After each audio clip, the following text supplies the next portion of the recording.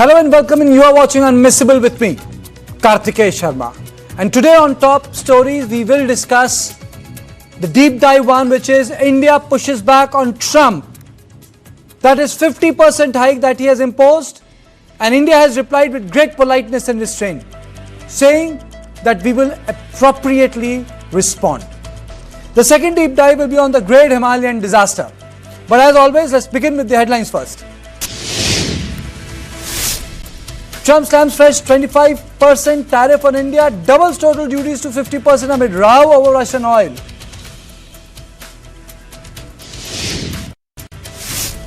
Prime Minister highlights 1,500 crore rent burden saved by Kartavya Bhavan project, says new governance model is citizen-centric and future-ready.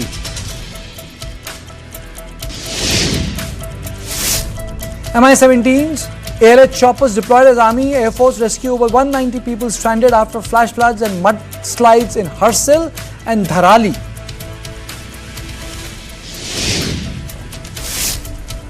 Prime Minister Modi likely to visit Japan for annual summit, then head to China for key SCO meet starting August 29.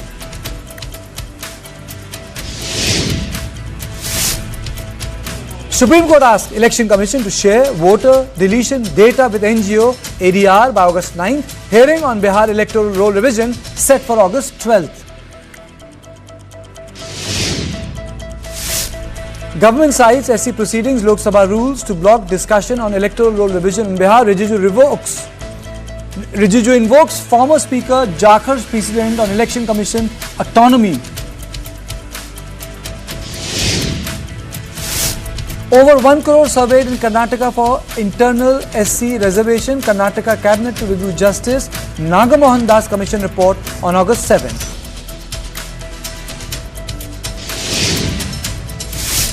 Sub-inspector hacked to death in ADMK MLA's estate in Tamil Nadu's Tirupur.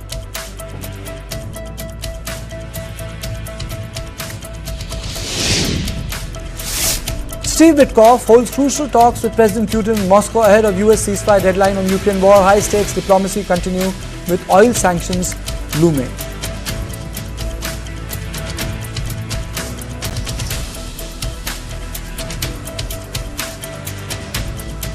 In a dramatic escalation of trade tension, US President Donald Trump has signed an executive order imposing an additional 25% tariff on all imports from India, making it 50%.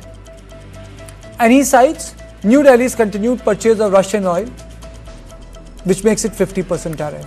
And this is the hypocrisy of Donald Trump. The move comes just weeks after crucial strategic and trade talks between the two nations, and that marks a sharp turn in US-India relations and raises concerns of economic coercion under the guise of sanctions. Trump invoked emergency powers under US law, calling India's Russian oil imports a national security threat, and warned of broader tariffs on countries engaging in similar trade with Moscow. But the Indian response was firm. MEA has responded to Trump's tariff, and I quote, "The US imposing additional tariff on India is extremely unfortunate. Several countries continue buying Russian oil in their national interest. India is not the only one. India strongly terms these actions as unfair, unjustified and unreasonable. India will take all necessary steps to protect its national and strategic interest." This is the restraint which India has demonstrated. In the middle of it, Prime Minister Modi is also set to visit China for the SCO summit on August 31st. This will be his first visit post-Galwan and sixth in total. In another development, India's National Security Advisor Ajit Doval landed in Moscow today on a pre-scheduled visit, now gaining urgency after Trump's tariff imposition. Now, what is the big issue? Why has Trump not softened up? Why is Trump behaving erratically? Why is Trump imposing tariff on India? Is it because he wants to bargain? Because on 27, when tariffs kicks into action, the American team is going to be in India on 25th. That means there is a window of 48 hours. And then the friends of India are also upset. Former US ambassador to the UN and the fellow Republican leader Nikki Haley has now publicly questioned Trump's stand. Quote unquote, India should not be buying oil from Russia, but China, an adversary and the number one buyer of Russian and Iranian oil, got a 90-day tariff pause. Don't give China a pass and burn a relationship with a strong ally like India. But what's the American reality? You know, before I go to my guest, I really have to put this on record.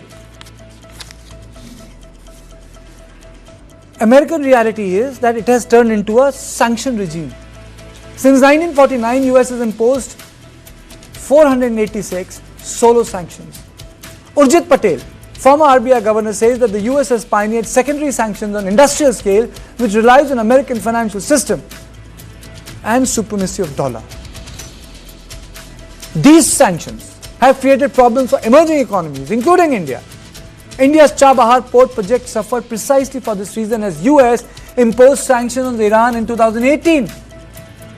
The worst part is that Trump will end up making India-US relationship a political football. Trump is actually destroying a beautiful relationship between India and the United States of America. He is almost trying to kill a bipartisan consensus in India as to how American and Indian relationship should be strengthened. This is the contribution of Trump, that he is trying to destroy a solid foundation which was built post 1991, started by Narasimha Rao, taken to another level by Atal Bihari Vajpayee, and then by Dr. Manmohan Singh, and then ultimately by Prime Minister Modi. So what next? With both India and the United States locked in a high-stakes strategic dance, and Russia at the right center, the question is Trump going to destroy a solid relationship? A solid relationship? Because it's not only about business. It's about neo-imperialism. In the guise of make America better, Trump is penalizing other countries.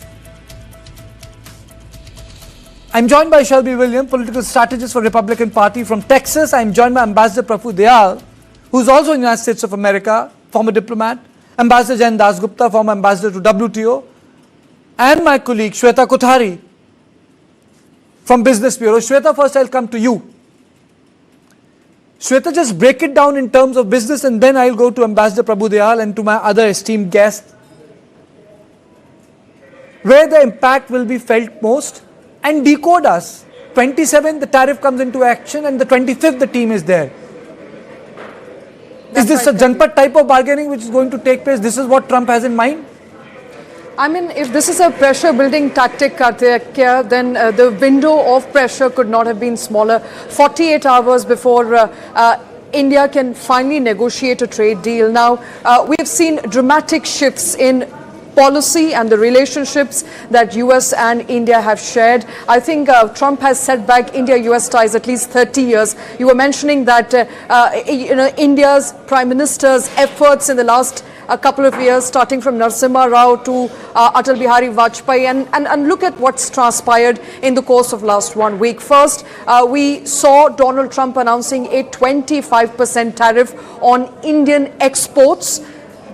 Later, in a couple of hours from there, Donald Trump says there's going to be a penalty on India for some sort of relationship that it has with Russia, calling both the economies dead economies, and that's where it all started. And then from there, it's now ballooned to an all-out adversary that Donald Trump is making of India. A 50% tariff, if you are to count the 25% levy or tariff announced earlier, top it up with 25% penalty for continuing trade with Russia. Now, we've tried to break down some numbers. Remember, India-US ties, the relationship between the two countries, they are, the biggest, US is the biggest partner for India, a trade relationship of $180 billion.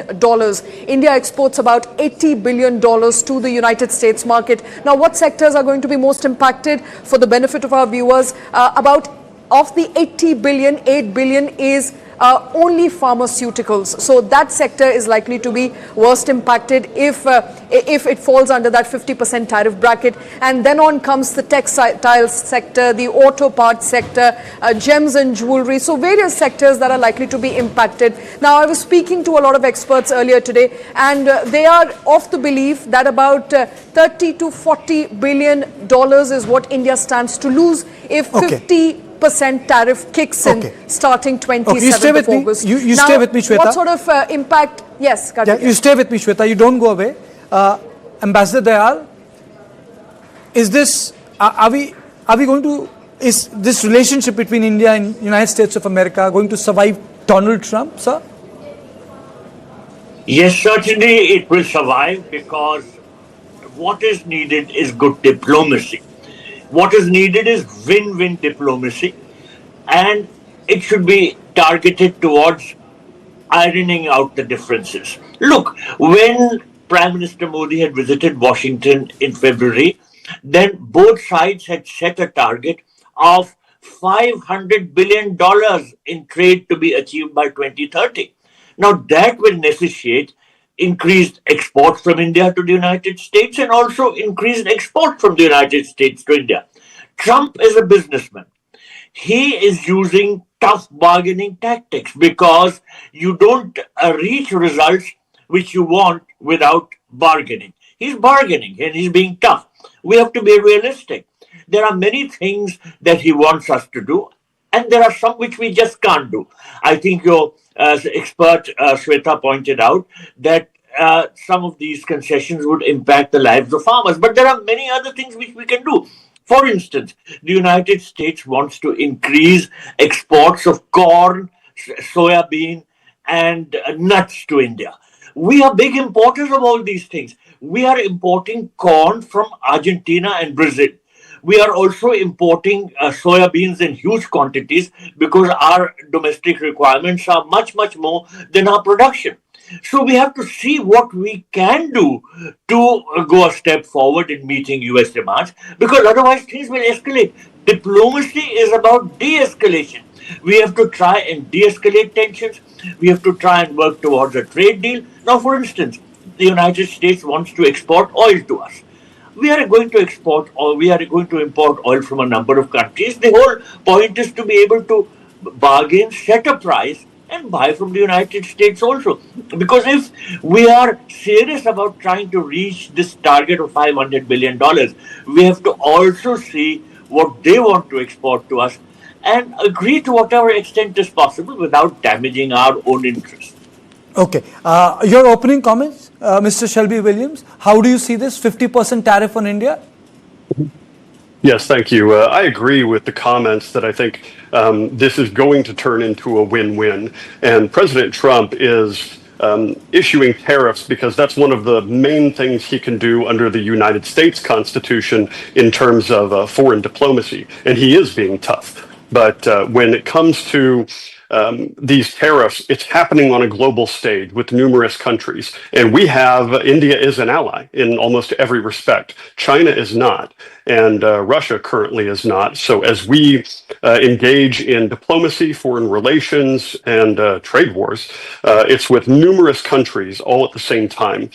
India happens to be, I'll say, caught in the crossfire with our foreign relations with Russia right now. But in the end, we recognize that India is a tremendous ally, and we would like for India to have most favored nation status, because free and fair trade between America and India benefits both our countries. You know, Ambassador Dayal said that he's a businessman. I agree with him. But Trump is now the president, and he's not a real estate dealer. He's in the business of governing a country. I mean to say, you don't govern a country like that with an ally which has a very stable history with the United States of America. Agreed. And again, that speaks to conducting these activities on the global stage with numerous countries simultaneously. If only America and India were in a relationship and none of the other countries existed, it would be so much easier.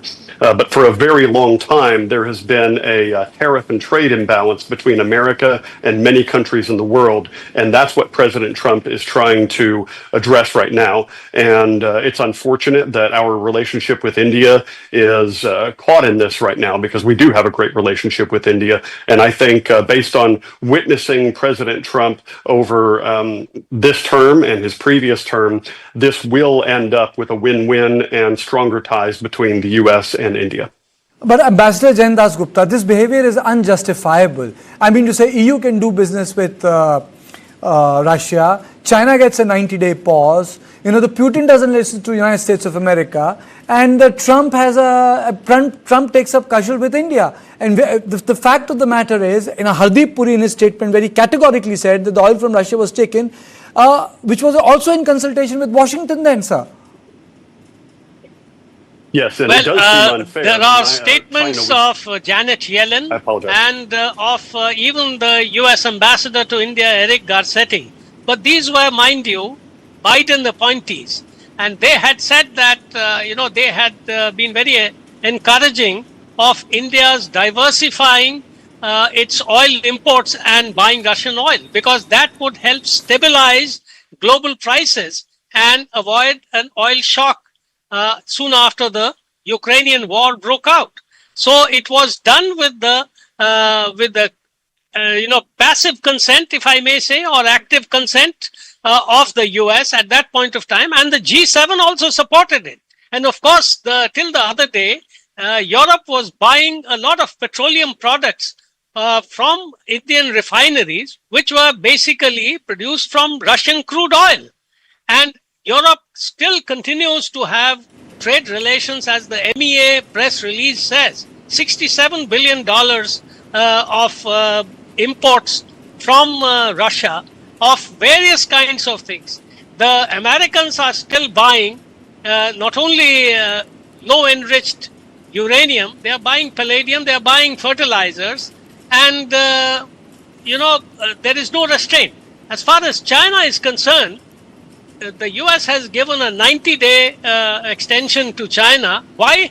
Because China has already twisted the arms of the US by stopping the supply of rare earth magnets, which has thrown many workers out of jobs in the US.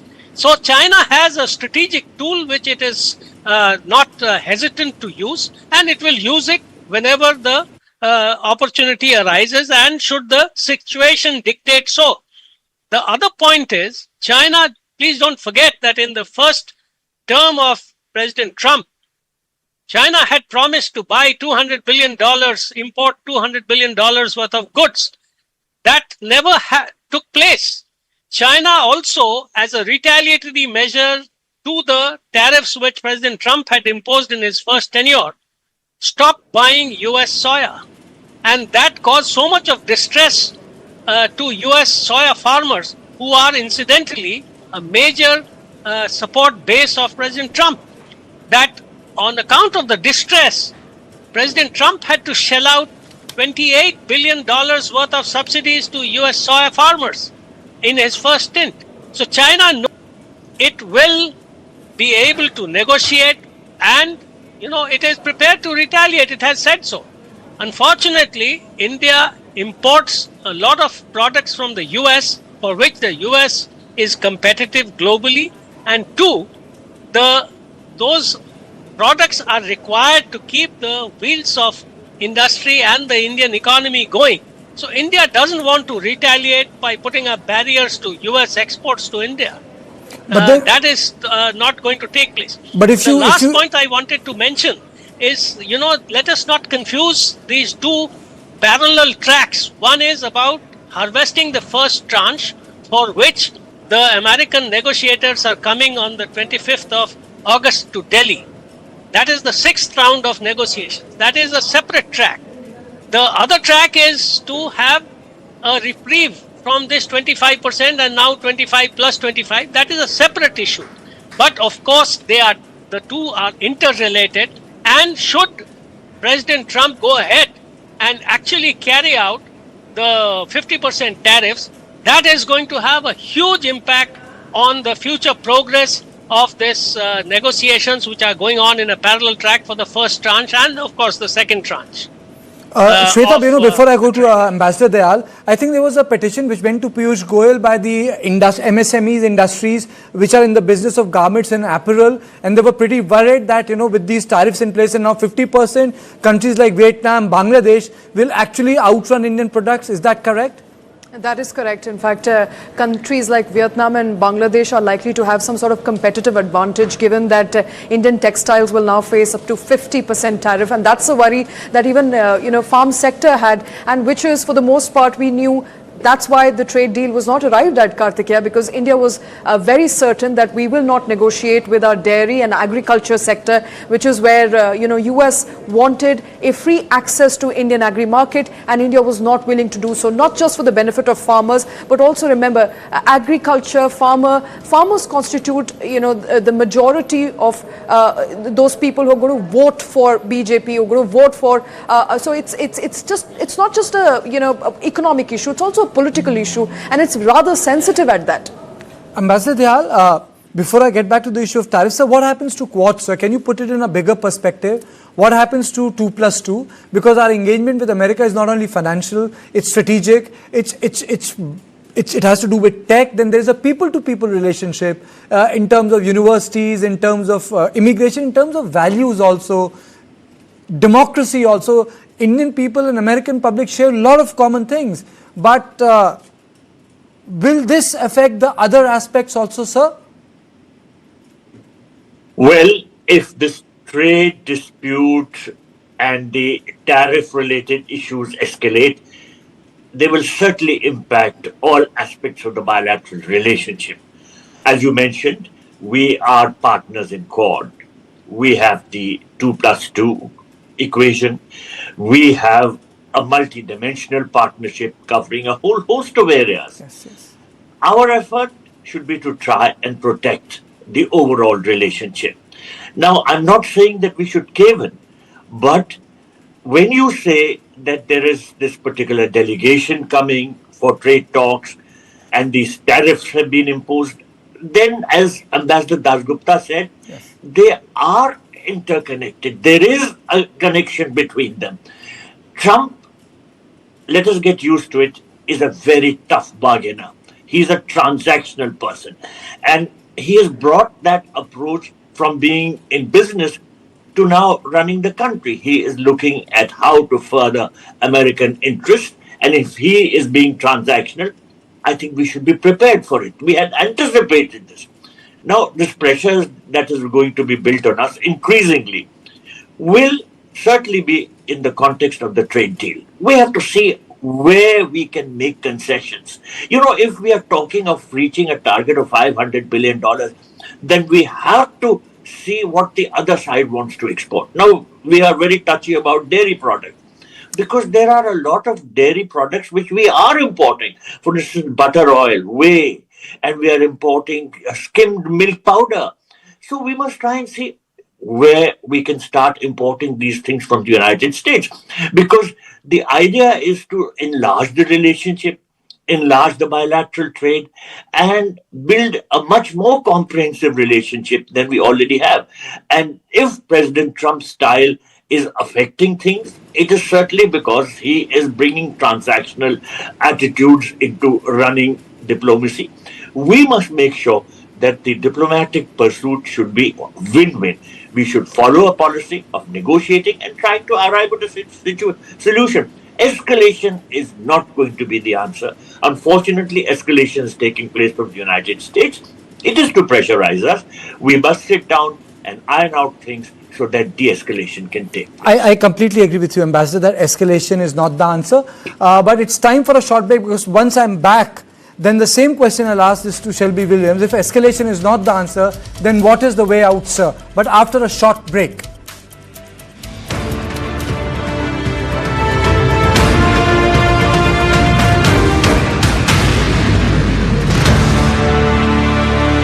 Associate sponsor anchor toothpaste, नए जमाने की नई सुरक्षा। भाई on road या of road?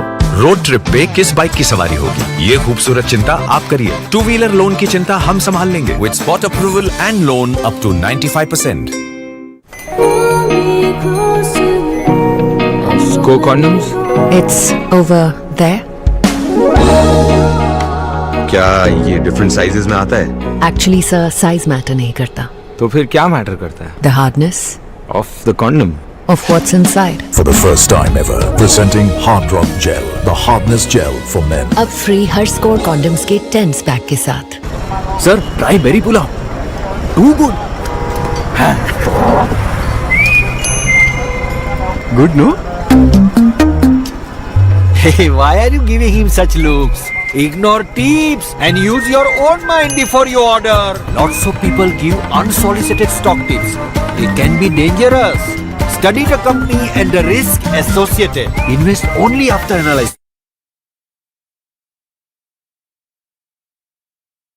Chandigarh, Coimbatore, NCR and Bangalore, Jaipur, Ahmedabad, Raipur and Hyderabad. We've been here, we've been there. Veka's been just everywhere.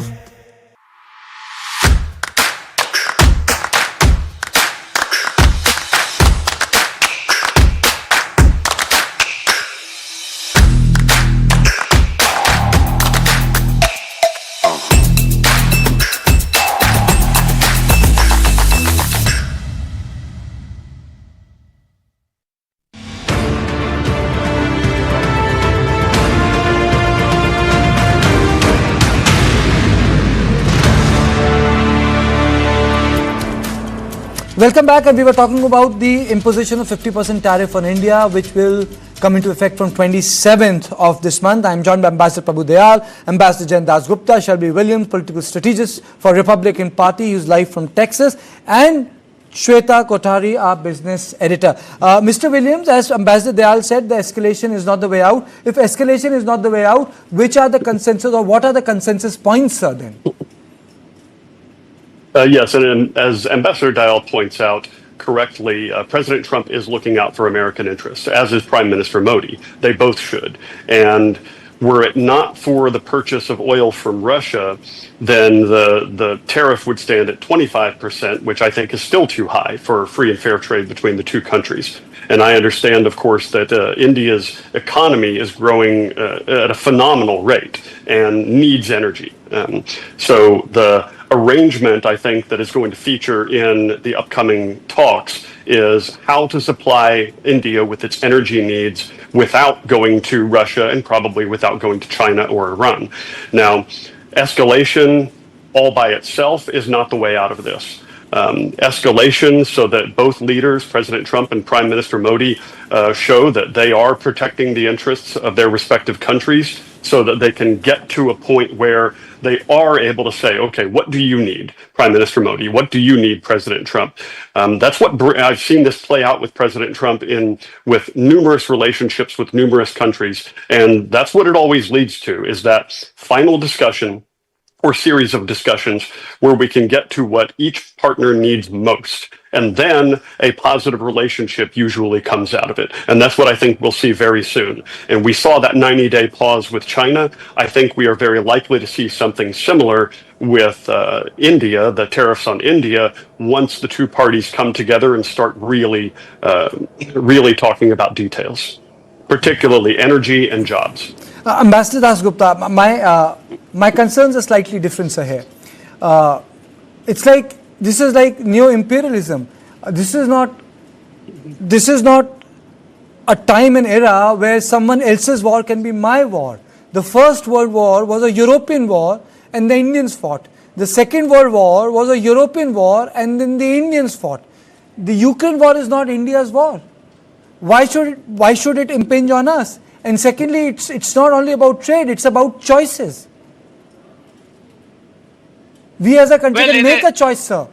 We have a right to make a choice. Obviously, we have a right to make a choice, and we are a sovereign republic. We have the largest population on this planet. We are a strong, vibrant democracy. All those things are there. And as far as the Russia-Ukraine war is concerned, please also refer to what Professor Jeffrey Sachs has been saying all this while. What happened to the Minsk agreement? What happened to, Russia's continuing, warnings issued about NATO expansionism? So there are many factors. Of course, I am not supporting Russia's war against Ukraine and the thousands of human lives which it has cost. But there are two sides to a story, and it is not India's war. India has said that both sides should come to a negotiated settlement.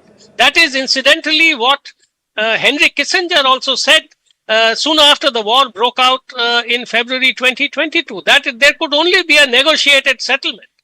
Now, if one side keeps, putting all kinds of barriers and obstructions to even Ukraine, coming to the negotiating table and keeps saying, no, you continue, we are behind you, and we will put sanctions on the other side. I think there will be a difficult position from which to arrive at a consensus, and this 50-day deadline, 12-day, 14-day deadline, all these kinds of things which are emanating from the US, these are not going to really help. What is the concrete steps that the US has taken to resolve this crisis, to bring it to a halt? So it is not our war. We are, distressed at the misery that it is causing to both countries, especially to Ukraine, because it is bearing the brunt of it. The lives which have been lost, the economic losses which have happened. But it, we are should not get dragged into this. No, but So, we always get dragged into it. The sanction which Iran underwent in 2018, our Chabahar project suffered. The sanction economy of United States of America, we suffered. The Gwadar is built and Chabahar is still there. That's true. But unfortunately, we have to play the game according to the rules.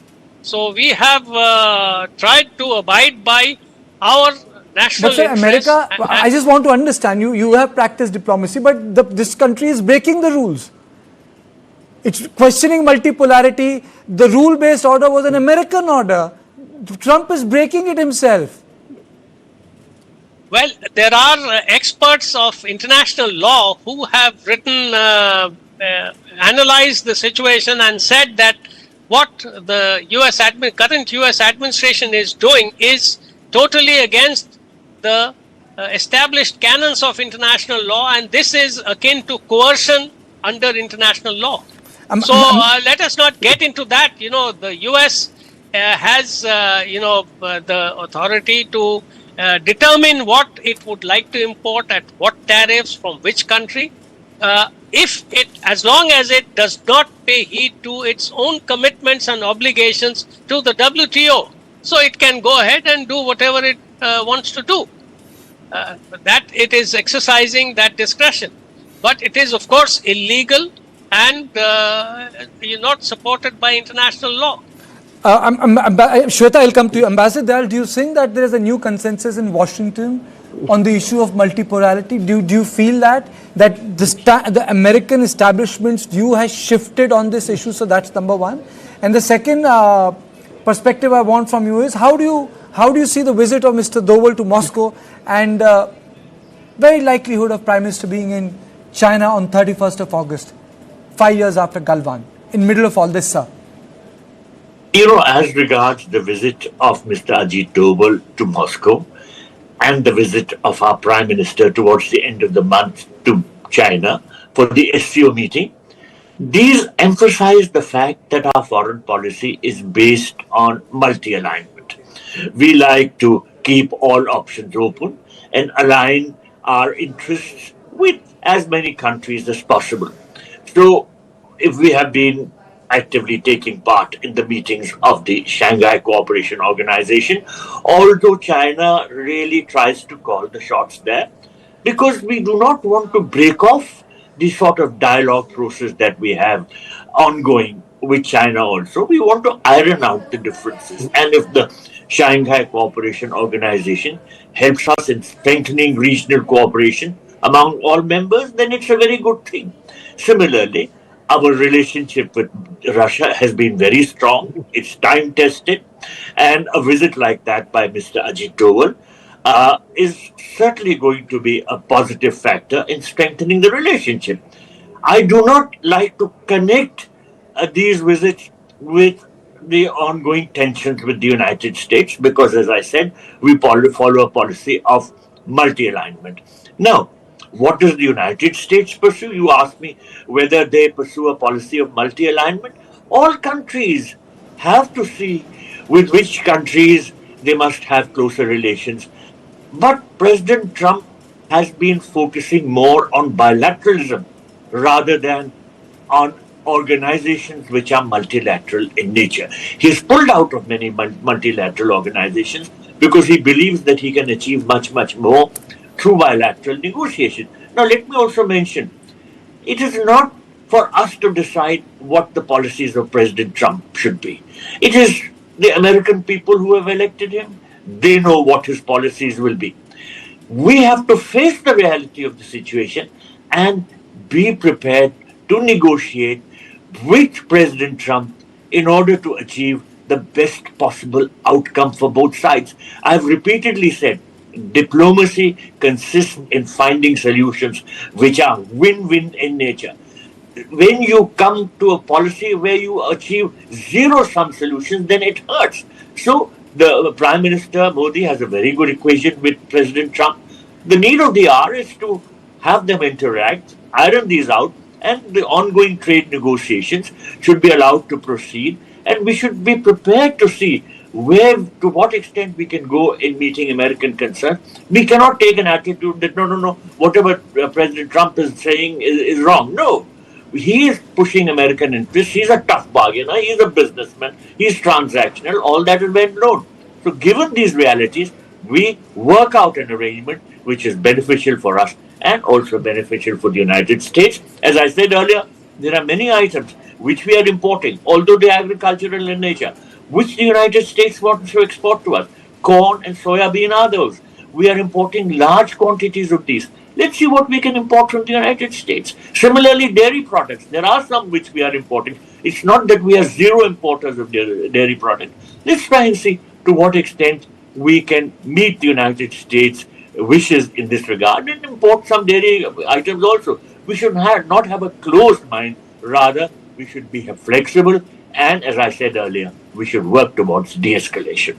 But sir, the larger issue is Russian oil. He has not mentioned the agricultural issues. He's making an issue out of India's relationship with Russia. He's accusing us of financing the war there. There are two things. Firstly, he has been talking about the overall trade deal. He has been saying that India's tariffs are very high. India's tariffs, in fact, he has used very strong language to pressurize us.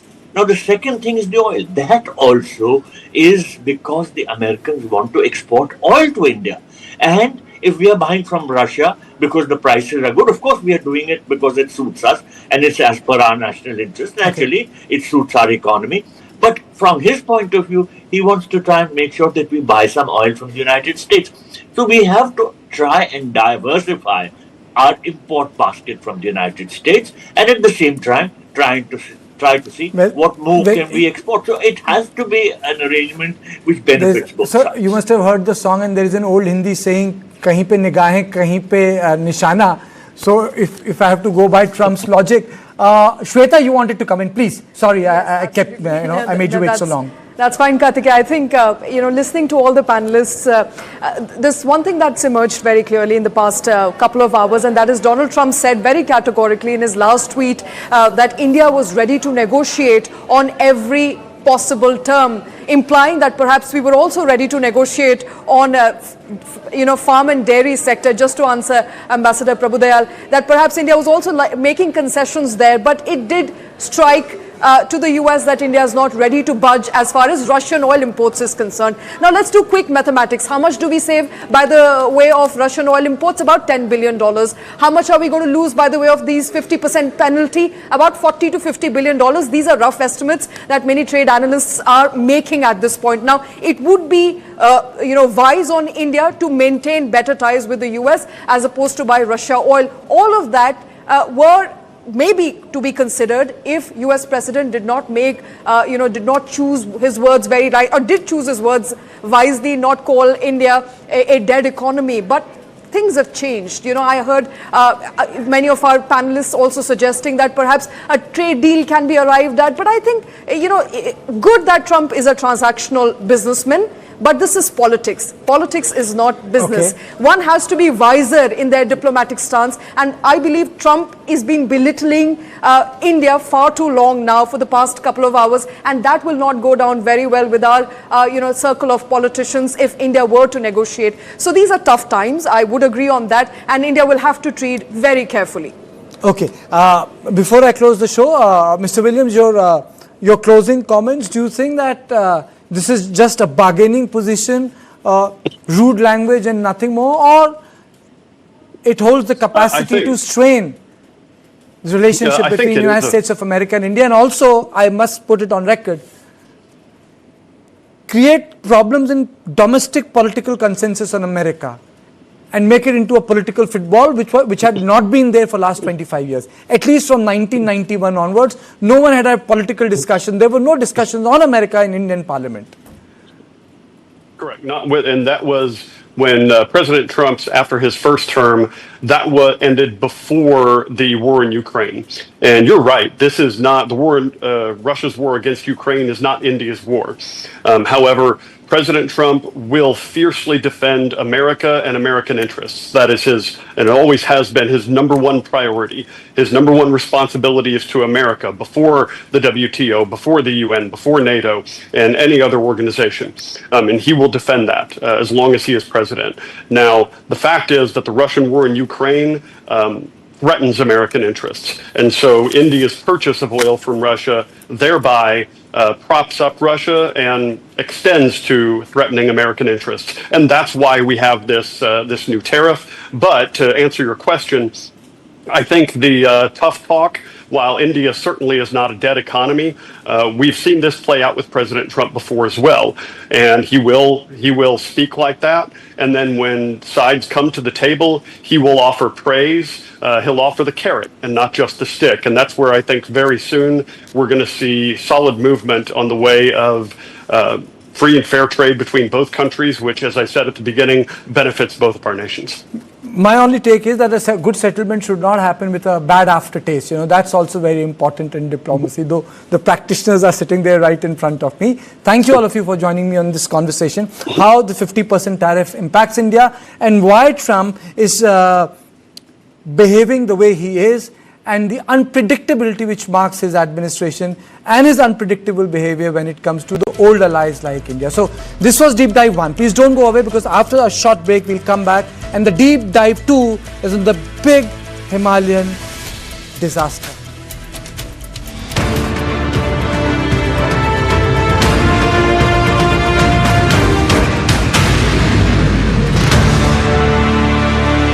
भाई बहुत असमंजस में हूं, अपने आप से ही सवाल करके परेशान हूं। भाई तू ठीक तो है? रिटायरमेंट के बाद लाल स्पोर्ट्स कार लूं या वर्ल्ड टूर? एक काम कर, तू खाली पुलाव बना, मैं ऑर्डर कर रहा हूं। पुलाव नहीं, plan. Sorry, plan. Life insurance का रिटायरमेंट प्लान, गारंटीड पेंशन के साथ। अब तेरे भाई के हर सपने होंगे पूरे। भाई तेरी ये स्पोर्ट्स का 2 सीटर है ना? अब पुलाव कौन बना रहा है? ये आवाज में बात मत किया। ओके सॉरी भाई, कौन बात कर रहा है भैया? सपनों को रखो सुरक्षित रिटायरमेंट प्लान के साथ। सबसे पहले life insurance.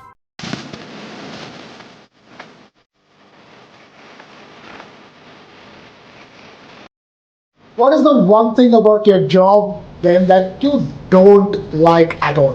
We don't use the word hate on the show, so let me use a synonym.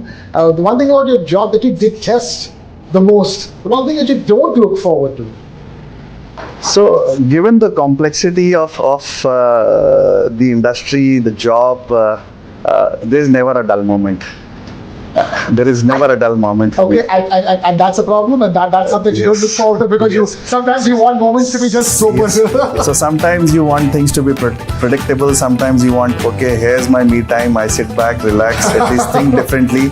But you are always on the move where there are fires burning. Not to say that there is no method to madness, but really sometimes I wish there was that half an hour where there was nothing, there was peace.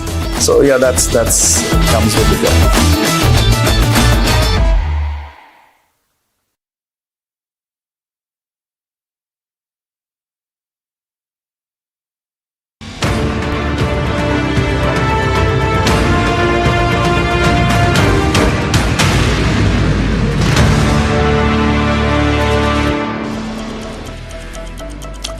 On Tuesday, sudden and intense downpour led to disastrous flood in the Kir Ganga River. The sheer force of water, huge rocks and mud led to destruction and left 6 people dead. Many are missing. Houses and structures stand flattened. Dharali village is battered. The water and boulders went through the villages, destroying the homes and businesses in its path. Authorities say that about 20 to 25 hotels and homestays may have been washed away. The Army and NDRF search and rescue operations are still on, but this is not one-off event. The Himalayan state has been seen an alarming, when I use the word alarming, I mean it, alarming frequency of landslides, floods, cloudbursts, forest fires, even earthquakes in recent decades. According to the data from the Indian Space Research Organization, Uttarakhand recorded 12,319 landslides between 1988 and 2023, but more than 1,100 occurred in 2023 alone, showing an alarming acceleration. Now, Uttarakhand's geography is a key reason why it is so disaster prone. The state lies on the southern slopes of the young Himalayan mountain range, and the ongoing tectonic activity makes it unstable. Plus climate risk, plus construction which is not planned, altering the river flows, leading to increased chances of glacial lake outburst floods, which is called GLOFs, landslides. Natural disasters and climate change apart, there is an element of tourism, unchecked development, not handling fragile slopes properly. Tourism is central to economy of Uttarakhand, but it fuels rampant, unregulated construction across the state. For example, to accommodate growing numbers of pilgrims and tourists of Char Dham Yatra, more than 56 lakh people visited Char Dham in 2023 alone. Hotels, lodges, roads, shops are being built into unstable slopes and flood-prone river banks. But this is one part of the story. Himachal has witnessed its own share of problems. Lock-filled rivers going through a village, cars, buses falling into rivers, roads, highways being swept away, years after year, year after year. Manali, Mandi, Kullu, Kasol. The list of places being hit has increased, and unplanned development is leading to disaster and destruction. And if that was not enough, new multi-story buildings have come up all across the state. There seems to be an absence of management policy, as these unchecked constructions have dangerous implications. Now, let me start by introducing my guests. I am joined by Chandrabhushan, President and CEO, I-Forest International Forum for Environment and Sustainability; Harjeet Singh, Founding Director, Satat Sampada Climate Foundation; and Aarti Khosla, Founder, Climate Trends and Director, Carbon Copy Info. Let me go across to Mr. Bhushan first. Sir, now operations are taking place, NDRF is there, everyone is there.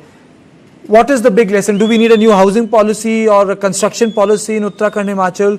Do we need a new mechanism to tell people this is the way urban settlements are to be taken care of? Or do we need a new development model? What do we need to do to save our Himalayas, sir? Because if Himalayas are there, then the people will be there. If people will be there, then the society and culture will be there.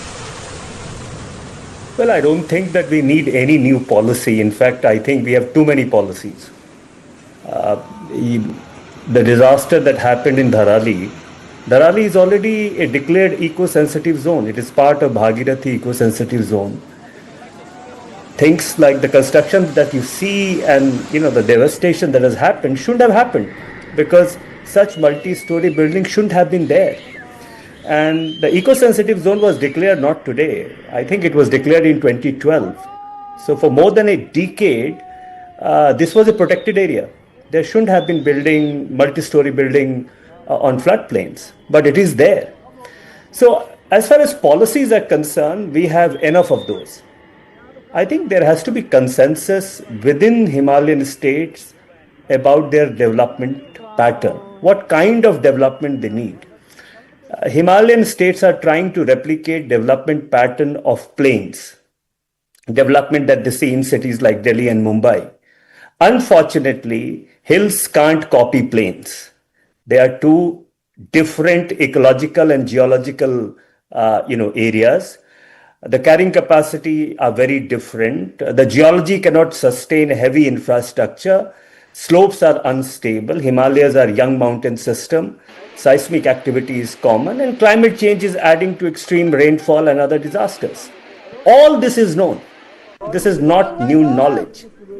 And I believe that I don't think there is a consensus within the community, society in Himalayan state about their development model.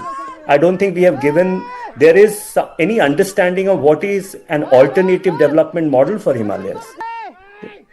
Till the time we have leadership in Himalayan state itself, we will keep seeing this. We cannot impose new policy and regulation from Delhi.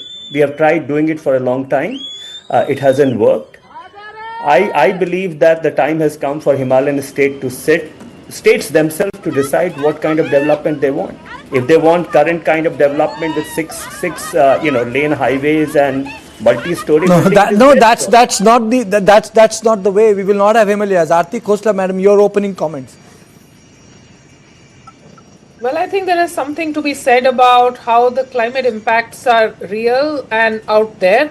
While there is too much discussion on whether climate change is happening now or it will happen in future, the real impacts are for everybody to see. And there is a time till which you can even do evacuation or early warning. If you don't have proper early warning systems, how will you manage that? So really, you can look at the development models and you must look at the infrastructure development, but at least look at the things that you can do first and which you must, like automatic weather stations and proper surveillance, so that at least you have the monitoring and you have the data. And if this information was provided slightly in advance, you don't have the havoc that happened in 1 minute flat. So I think there is something to be said about having proper monitoring systems, the role of organizations like the Met Department and the National Disaster Management Agency to put proper early warning surveillance system. It has happened in other parts of the world.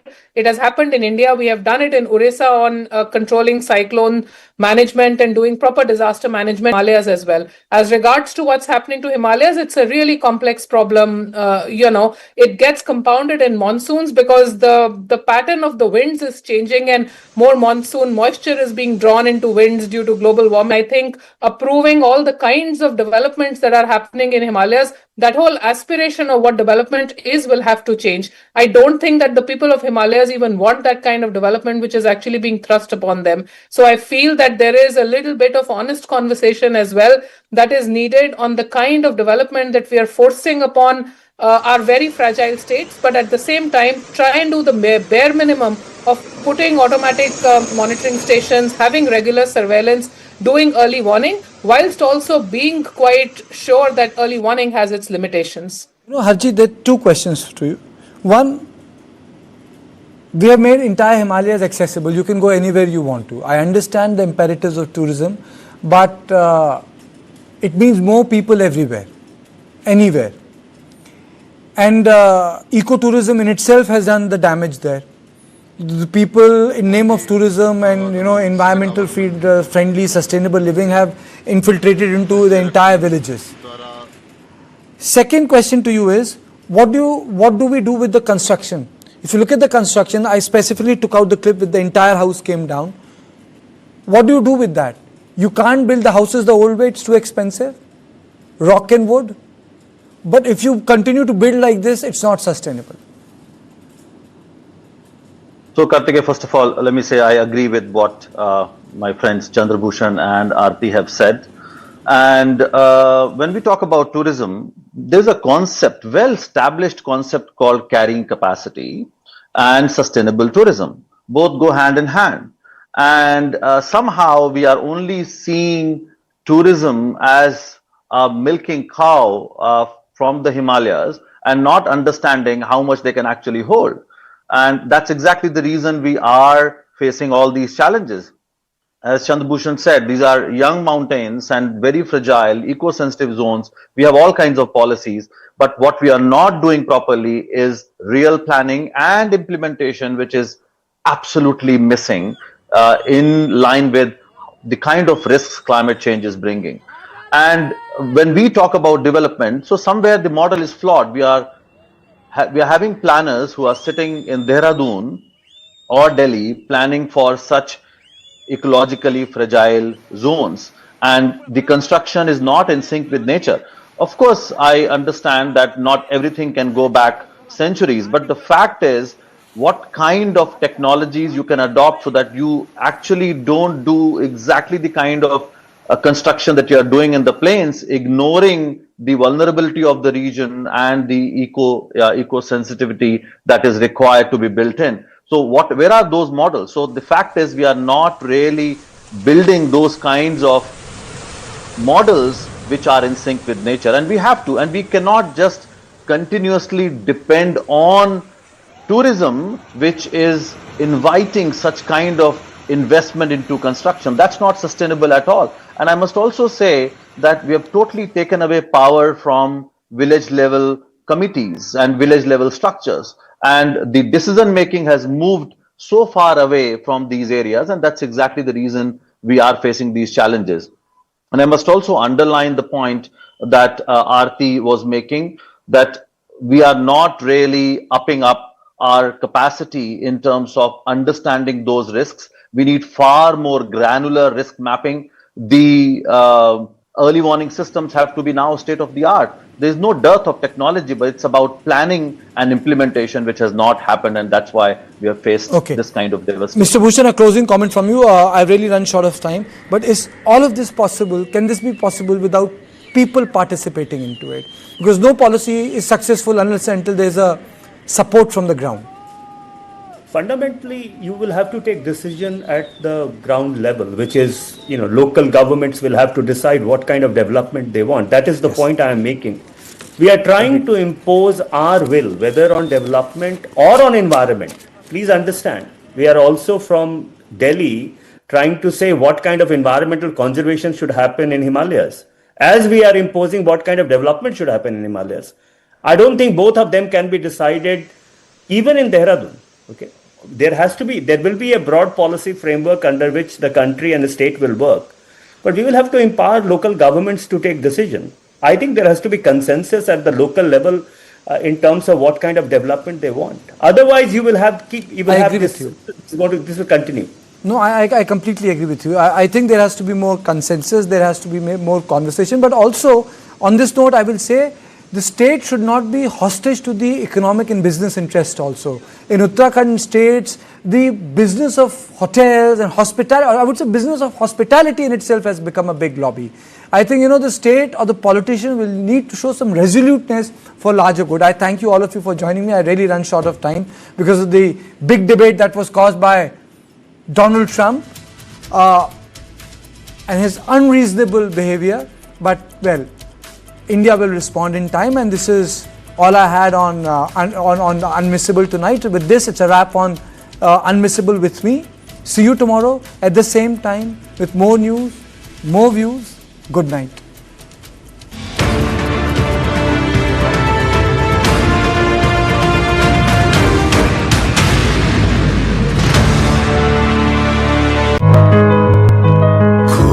खूबसूरत सी तुम कोई चिंता करो, पीछे भरोसा खड़ा है तुम्हारे, तुम नया कर बनाते रहो।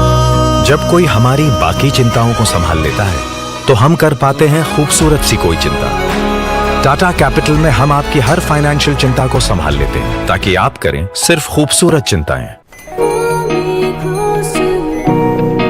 Go condoms? It's over there. क्या ये डिफरेंट साइजेस में आता है? Actually, sir, size matter नहीं करता. तो फिर क्या मैटर करता है? The hardness Of the condom. of what's inside. For the first time ever, presenting Hard Rock Gel, the hardness gel for men. अब फ्री हर स्कोर कॉन्डम्स के 10 पैक के साथ. Hi, this is Baman Irani. Hi, this is Karishma Tanna. Hi, I'm Nusha Bharucha. Catch this conversation on News 9. Catch this conversation on News 9. Catch me and this conversation on News 9. Hi, this is Shahid Kapoor and catch this conversation on News 9.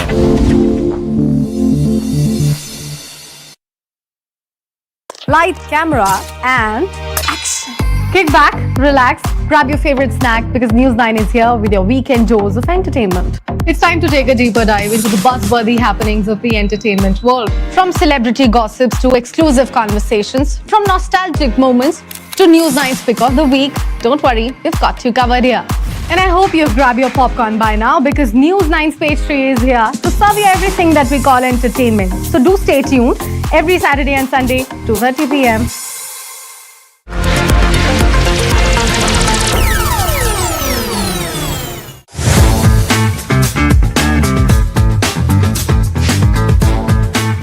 How do you use AI on a daily basis?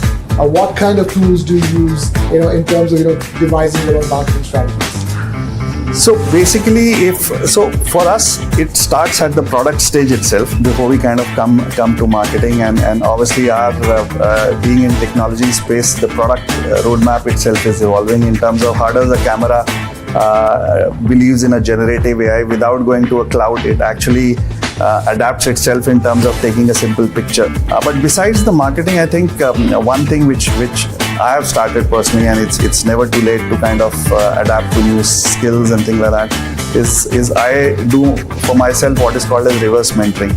So I have one of our Gen Z employees in the marketing team who coaches me every 7 days, every week, for 30 minutes on what's happening on this space. So whether it is a Labuba which is happening, or whether it is a generative AI, or how can I use a simple tool like ChatGPT more efficiently, whether for marketing or analysis, is what we encourage as an organization for each of our employees.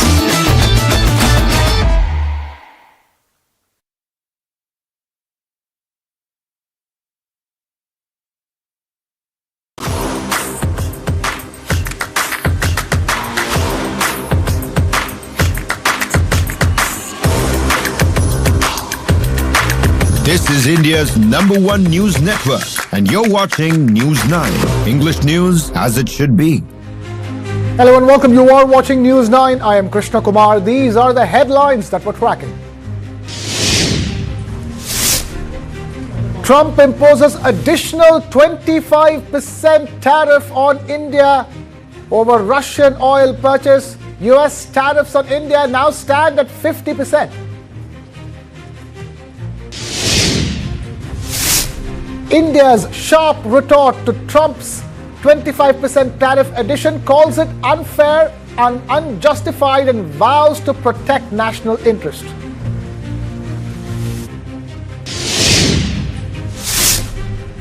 PM Modi highlights 1,500 crore rupee rent burden saved by the Kartavya Bhavan project, says new governance model is citizen-centric and future-ready.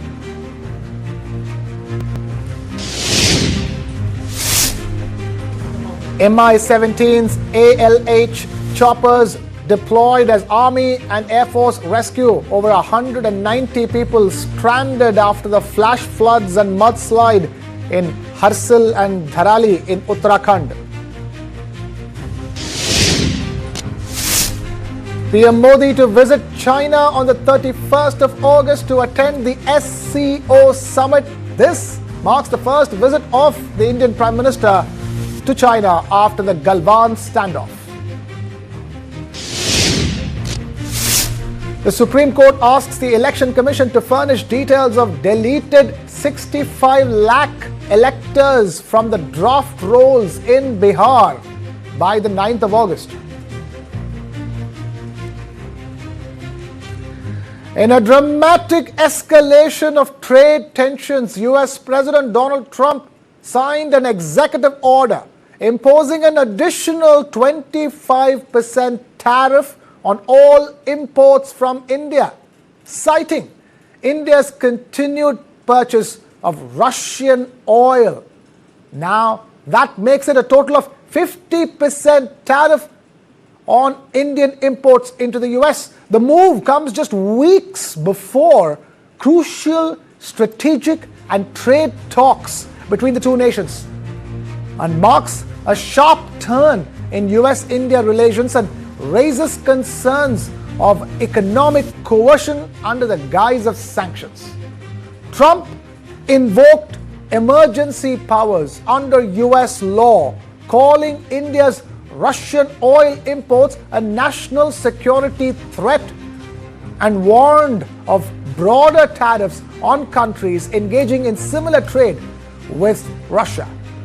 India's Ministry of External Affairs has responded to Trump's latest tariff threat. The US imposing additional tariffs on India is extremely unfortunate, said India's Ministry of External Affairs. It also said that several countries continue buying Russian oil in their national interest, and India is not the only one. India has strongly termed these actions as unfair, unjustified, and unreasonable. And India is set to take all necessary steps to protect its national and strategic interests. In the middle of it all, Prime Minister Modi is set to visit China for the SCO or Shanghai Cooperation Organization Summit on the 31st of August. And this will be his first visit to China post the Galwan standoff. That's nearly 7 years, and his sixth visit to China in total. In another development, India's National Security Advisor or NSA, Ajit Doval, landed in Moscow today on a pre-scheduled visit, now gaining urgency after Trump's tariff threat. Meanwhile, US Special Envoy Steve Witkoff is also in Moscow, and speculation is rife that the two may meet as both sides attempt to manage a rapidly spiraling situation. Though Trump has not softened up, friends of India are alarmed. Former US Ambassador to the UN and fellow Republican leader Nikki Haley has now publicly questioned Trump's stance. She wrote a post on social media platform X, and I quote that over here: India should not be buying oil from Russia, but China, an adversary and the number one buyer of Russian and Iranian oil, got a 90-day tariff pause. Don't give China a pass and burn a relationship with a strong ally like India, unquote. So, what is America's reality at the moment? It has turned into a sanctions regime. Since 1949, the US has imposed 486 solo sanctions. Urjit Patel, former RBI governor, says that the US has pioneered secondary sanctions on industrial scale, which relies on American financial system and the supremacy of the dollar. These sanctions have created problems for emerging economies across the board, including India.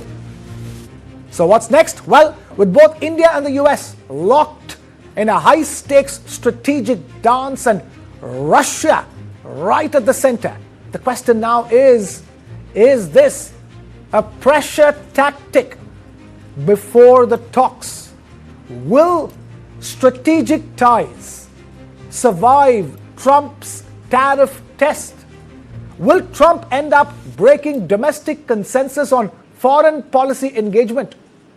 Can Trump extend the ambit of trade hostility? How should we look at India's NSA, National Security Advisor Ajit Doval's visit to Moscow? How do we read into Prime Minister's decision to visit China on the 31st of August for the SCO summit in this current scenario? Let's first listen in to all the big reactions coming in on this big story. I don't think that's particularly good news for us, but obviously if that takes our total tariffs to 50%, then that's going to make our goods unaffordable to a lot of people in America.